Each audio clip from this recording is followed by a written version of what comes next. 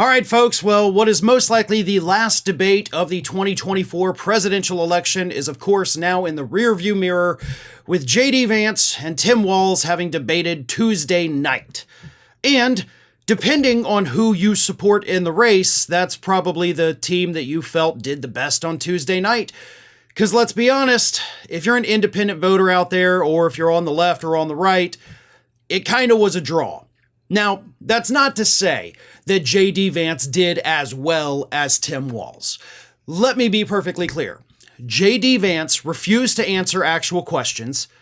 Every time a question was asked of him, he would deflect, he would go down a different trail, but he didn't misspeak. He wasn't rambling incoherently like Donald Trump. He just wasn't talking about what they wanted him to talk about. And of course, he lied his way through the entire debate. Like, that much is obvious. I'm not going to sit here and worry about debunking all of his lies. The fact checkers have already done that. And plus, if you're listening to this, you already know he lied his face off. But there were a few moments that, of course, did stand out. For example, when the moderators had to cut the mics because J.D. Vance would not stop lying about migrants in Springfield, Ohio. And of course, they tried to fact check him on that, which just made him angrier, which is why they then had to cut the mics. But there was one moment towards the end of the debate that really did sink J.D. Vance. And it is when Minnesota Governor and Kamala Harris's running mate Tim Walz asked Vance straight up, did he lose the 2020 election? Talking about Donald Trump. Vance did not answer. He said, Tim, I'm focused on the future. And then he said, did Kamala Harris not censor people during the 2020 COVID pandemic? And Walz responded, that is a damning non-answer.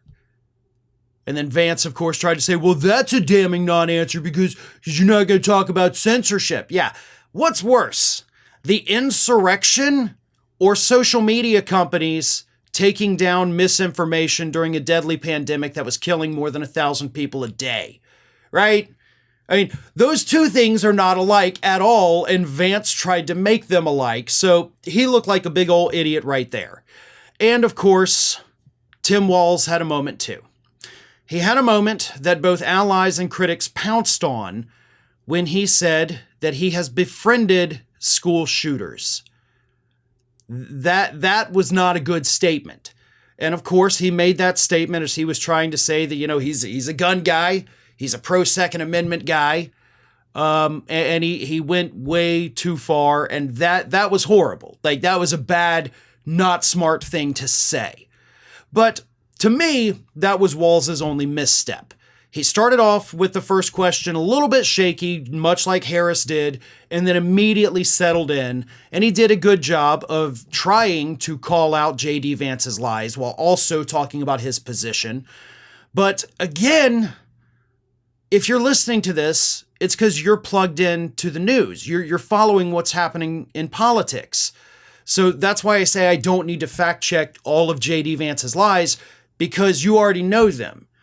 You heard them in real time, and you were able to say to yourself or the people around you, this man is lying. That debate was not for you. That debate was not for me. That debate was for the weird people in this country who still say, I'm undecided. So we have to view the debate through those people's eyes. Because if you're undecided, it's because you're not plugged into political news on a daily basis. So those people do not know that everything J.D. Vance said was a lie. They do not know that Tim Walz was telling the truth. They just saw two men who, for the most part, were actually very cordial with one another. And it was a good debate. Like, I'm not going to lie.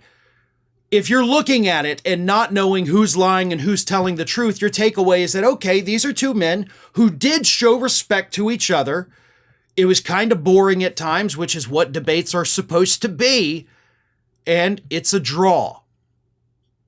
And those are the people that we need to get through to. Those are the people that need to understand the difference between what J.D. Vance was saying and what Tim Walz was saying. Those are the people that need the fact checks. And unfortunately, those are the people who likely will not read them. So if those are the people that this debate was for, I do think it's very fair to say that this debate was a draw. not necessarily helping either candidate, but likely not hurting either one of them either. That may not be the response you wanted from me, but that is my big takeaway. The whole thing essentially was a wash. One of today's video sponsors is 8 Sleep. If you're like me, you struggle to not only fall asleep, but you also struggle to stay asleep throughout the night. And the big reason is because the temperature can't seem to stay correct. 8 Sleep is revolutionizing the way we sleep with their innovative sleep technology known as the Pod. If you add the Pod to your current mattress like a fitted sheet, it is automatically going to cool down or warm up each side of your bed. It's been clinically proven to give you up to 1 hour more of quality sleep every night. They've just launched the newest generation of the Pod 4 Ultra. The standout feature of the Pod 4 Ultra is its exceptional cooling capability. It can cool down each side of the bed to 20 degrees Fahrenheit below room temperature, ensuring you and your partner stay cool even through the hottest nights. There's nothing else like it on the market. Imagine being able to set your bed to the perfect temperature, as low as 55 degrees Fahrenheit, for each stage of your sleep cycle. The Pod's autopilot feature makes smart temperature adjustments throughout the night, enhancing your deep and REM sleep. Plus, you can leave your wearables on the nightstand. The Pod 4 Ultra's integrated and imperceptible sensors track your sleep time, sleep phases, RHV, and heart rate with 99% accuracy. And they also tell you how long you snore for and the intensity of your snoring. And best of all, the Pod 4 Ultra can be easily added to any bed.